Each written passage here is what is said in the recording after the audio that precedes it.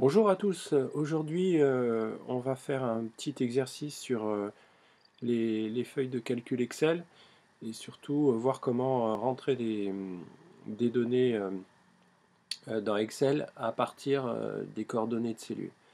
Alors, on va voir plusieurs choses, des choses qu'on a déjà vues sans doute, mais je pense que c'est important pour ceux qui ne se sentent pas trop à l'aise de savoir, enfin de faire un point là-dessus. Donc, on a vu la présentation de l'interface dans une précédente vidéo. Là, on va vraiment s'attacher à voir comment fonctionnent les cellules dans cet espace qui est quand même assez important. On a vu que pour définir, donc une feuille de calcul était définie par plusieurs cellules et que chaque cellule possédait une adresse unique via une colonne unique et une ligne unique. Et c'est ces deux coordonnées-là qui font que la cellule est parfaitement différenciée dans la feuille de calcul et les valeurs qui s'y trouvent aussi. D'accord? Donc là, on a la cellule B5, d'accord, qu'on peut voir aussi. On peut voir les coordonnées ici et accéder aux coordonnées via cette petite interface. Par exemple, là, si je veux me déplacer en A8, je tape A8, entrée, et je me retrouve bien en A8. Pareil, si je veux taper E5, n'hésitez pas, il faut absolument que vous fassiez ce genre de... il faut mettre la main à la pâte, là, maintenant, hein, sinon vos savoirs théoriques ne suffiront pas. Et une fois qu'on a vu qu'il y avait une colonne plus une ligne qui définissait une cellule unique, donc une unicité de la cellule, on va passer à une autre notion qui est moins importante, mais bon, il vaut mieux la connaître aussi. C'est l'espace, parce que tout ça, ça définit un espace en fait. C'est un peu comme en maths, ça définit un espace. Là, vous pensez qu'en fait, ça s'arrête à la lettre Z. Hein, si on se déplace dans la feuille, là, on va y aller via cette interface. Hein. On va faire Z pour voir ce que ça donne. Ça donne rien, il faut mettre Z1. Donc on va faire Z1. Voilà. Donc là, on est en Z et on veut voir s'il y a autre chose à droite. Donc on y va. Et effectivement, il y a autre chose à droite. Et vous voyez qu'il y a AA, AB, AC, AD, etc. Donc il va y avoir en fait AZ. On va y aller. On va taper AZ. Alors il faut toujours que ce soit AZ1, hein, parce que sinon, si la ligne n'est pas définie, il ne comprend pas puisqu'il n'y a qu'une seule coordonnée. Donc AZ1, on y est. Et ensuite, si on tape on va taper ZZ1 pour voir. Vous voyez, et ça continue. Et là, on voit bien qu'après les deux AA qu'on avait après la lettre Z à gauche, là, on a ZZ, et si on va encore à droite, on a AA, A, 3 fois, AA, B, AAC, etc. Et en fait, ça va jusqu'à XFD. Alors, XFD, il faut préciser la ligne. Et voilà, là c'est la fin des colonnes euh, tout à droite et ça représente quelque chose comme 16 384 colonnes. On va retourner en A1. Voilà, vous voyez 16 000 colonnes, il y a de quoi faire quand même. Ça c'est pour la composante verticale d'Excel. Ensuite, si on regarde la la composante horizontale d'Excel. Si on regarde la composante verticale, on va carrément jusqu'à 1 million de lignes. Donc là, on va taper par exemple A. Alors j'aimerais bien aller jusqu'au bout. On va taper.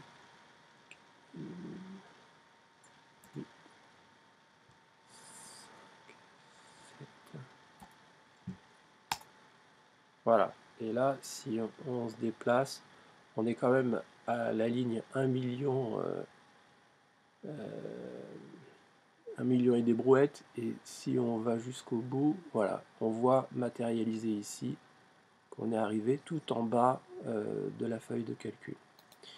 Voilà, ça c'est pour l'espace dans Excel et comment se déplacer dans des colonnes très éloignées du centre. Hein.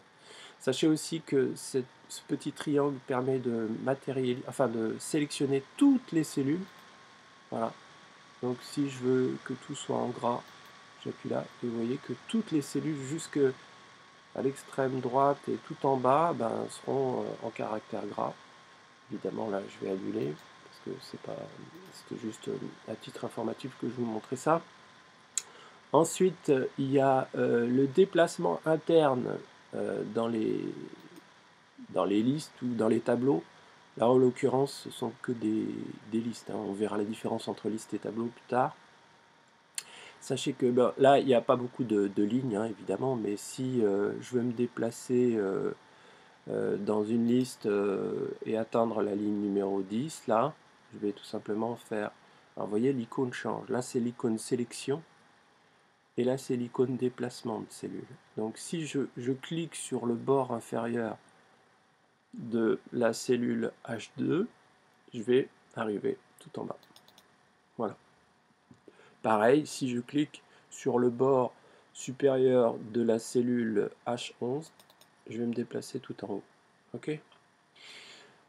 Une chose à savoir, si par exemple je suis en A8 et que je veux me déplacer en E8,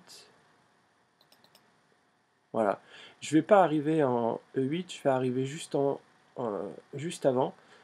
Parce que pour arriver en E8, il faudrait que toutes ces cellules soient remplies. Par exemple, si je fais ça. Vous voyez que là, en fait, il a traversé parce qu'il y a une continuité. Enfin, il y a un contenu dans les cellules. Donc, je me déplace jusqu'en E8. Par contre, s'il y a des cellules vides, ça va se déplacer juste avant la cellule qui contient quelque chose.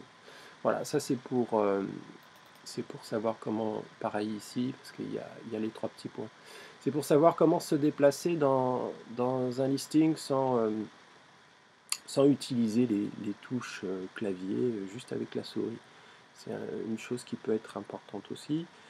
Ensuite, un petit point pour terminer sur les espaces de nommage. Alors là, le petit exercice, avant de vous parler des espaces de nommage, faites l'exercice. Hein. Là, vous allez taper C6, là, vous allez taper D6, etc. Il faut vraiment que vous vous entraîniez à le faire. Et à utiliser aussi cette petite interface qui vous aidera si jamais vous hésitez ou quoi que ce soit. Par exemple, là, si vous tapez ça, après, vous pouvez taper D6. Voilà. Et si vous avez une hésitation, vous allez taper D6 pour vérifier que vous avez bien, tapé la bonne adresse. Voilà, ça c'est comme ça pour vous entraîner. Et je vais vous parler aussi d'une chose dont j'ai pas parlé pendant l'interface, enfin la présentation de l'interface, c'est la barre de formule. Alors vous pouvez agrandir, pour l'instant elle se présente comme ça. Si vous avez besoin d'écrire des formules complexes, on verra ça plus tard, vous pourrez utiliser cet espace-là pour voir plus d'informations lorsque vous allez rentrer la cellule. Voilà, c'est là qu'on rentre les formules et les fonctions. Alors je parlerai aussi de la différence entre les formules et les fonctions plus tard. Sachez que pour entrer une formule ou une fonction, on rentre d'abord le signe égal. Et qu'évidemment, si on veut faire un calcul simple à partir d'une formule genre l'addition, on va faire on veut la somme de tous ces nombres, on va faire H1 H2 pardon, plus H etc. D'accord. Donc ça, vous pouvez le faire de façon manuelle, hein, c'est ce qu'on appelle l'entrée d'une formule. Voilà. Vous voyez que c'est particulièrement long, mais il faut le faire au moins une fois dans sa vie pour comprendre toute l'utilité des fonctions et ne plus recommencer. Voilà. Donc, ouais, c'est pas la peine là. Voilà, donc là ça me donne la somme 55 évidemment. Là c'était pour la formule. Hein, vous voyez qu'elle est assez longue. C'est ce qu'on appelle une formule. Parce qu'il y a des opérandes, des plus, des divisions, des moins, etc. Une fonction c'est beaucoup plus rapide. On définit la plage et on n'en parle plus. Voilà. Donc sachez que ça se...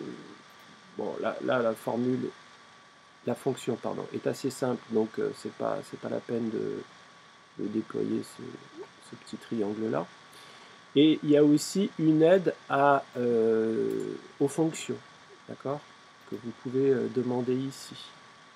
Si par exemple vous cherchez tout simplement, on va dire, sur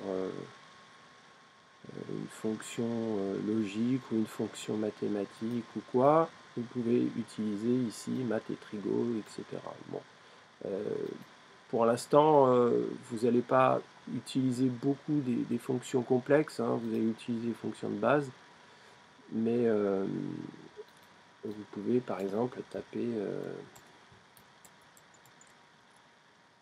moyenne et il va vous rechercher la moyenne, d'accord? Enfin toutes les moyennes d'ailleurs, hein, parce qu'il y en a des très complexes. Et ensuite vous pouvez, si vous ne savez pas somme, pareil, vous tapez somme et là vous avez tous les écarts et ça c'est des statistiques, c'est dans la rubrique statistiques, etc. Donc vous pouvez trouver toutes les fonctions à partir de cette petite interface, d'accord? Voilà pour cette présentation de la feuille de calcul sous Excel.